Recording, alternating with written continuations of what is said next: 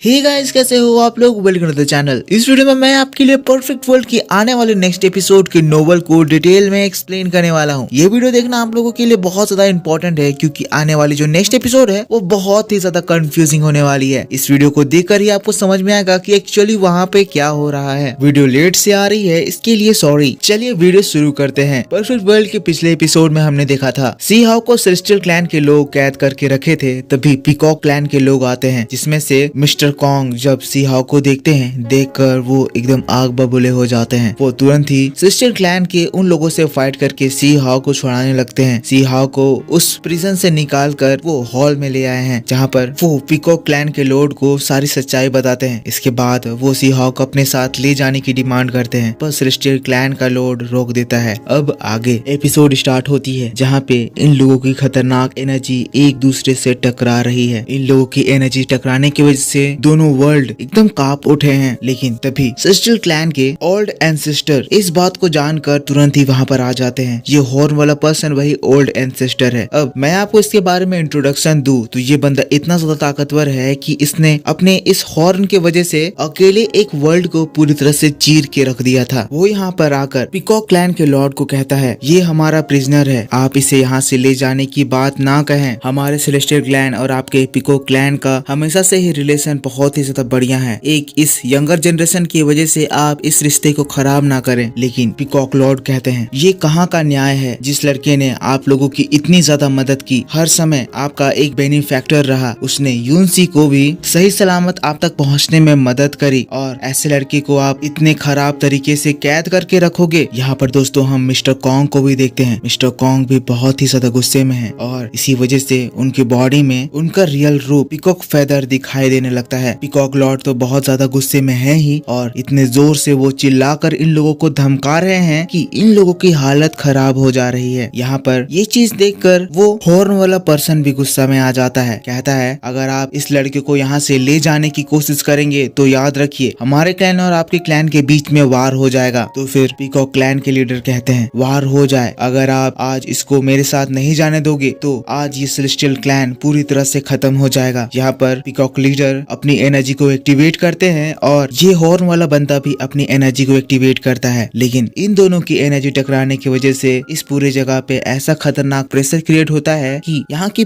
पूरी हवा ही सूख जाती है। यहाँ पर खड़े लोगों को सफोकेशन होने लगता है। अब काफी देर तक ये दोनों अपनी अपनी एनर्जी से लड़ाई कर रहे थे, जिसमें पीकॉक लॉर्ड कहते हैं, आपकी अब उतनी ताकत नहीं रही जितना पहले हुआ करती थी, आप मुझसे नहीं जीत पाओगे। यहाँ पर टोटली पीकॉक लॉर्ड उस ओल्ड एंसेस्टर को आसानी से हरा दे रहे हैं, जिसके थोड़ी ही देर बाद हम देखते हैं ओल्ड एंसेस्टर का मुंह से खून निकलने लगता है। लेकिन दोस्तों वैसे ही वहाँ पर एक और पावरफुल पर्सन की एंट्री होती है। ये दूसरा क्लैन का पर्सन है, जो कि वार क्लैन के साथ आया था, जो कि वहाँ पर आने के बाद कहता है, ये लड़का हुआंग है, इसने हमारे क्लैन के यंगर जनरेशन को मारा है, इसे हमारे हवाले कर दीजिए, इसके ऊपर सबसे ज्यादा हक हमारा है। लेकिन फिर से पीकॉक लॉर्ड अग्रेसिव हो जाते हैं। कहते हैं, आप लोगों को नहीं पता कि आप यहाँ पर क्या कह रहे हैं। आपको लग रहा है कि ये बंदा कोई मामूली पर्सन है, आप लोग इसे ले जाएंगे और इसे मार देंगे। अगर इसकी मास्टर यानी कि विलो गॉड यानी कि गॉड लीव की बात हो रही है, उन्हें पता चल गया कि आपने उनके डिसाइपल के साथ क्या करा है, तो वो इस पूरे की पूरे वर्ल्ड को तबाह करके रख देंगी। तो फिर वो लोग कहते हैं, क्या ये बात सच है? पीकॉक लॉर्ड, आप इतने ज्यादा ताकतवर हैं और आप उस विलो गॉड के सामने इतने ज्यादा कमजोर हो जाते हैं। पीकॉक लॉर्ड कहता है, विलो गॉड मेरी टीचर हैं, उन्होंने मुझे प्रोटेक्शन दिया है, और इसीलिए ये सी हाउ मेरा भाई है, और मैं किसी भी हालत में आज सी हाउ को अपने साथ लेकर जाऊंगा। चाहे मुझे रोकने के लिए कोई भी आए, मैं उसे बर्बाद करके रख दूंगा। लेकिन दोस्तों तभी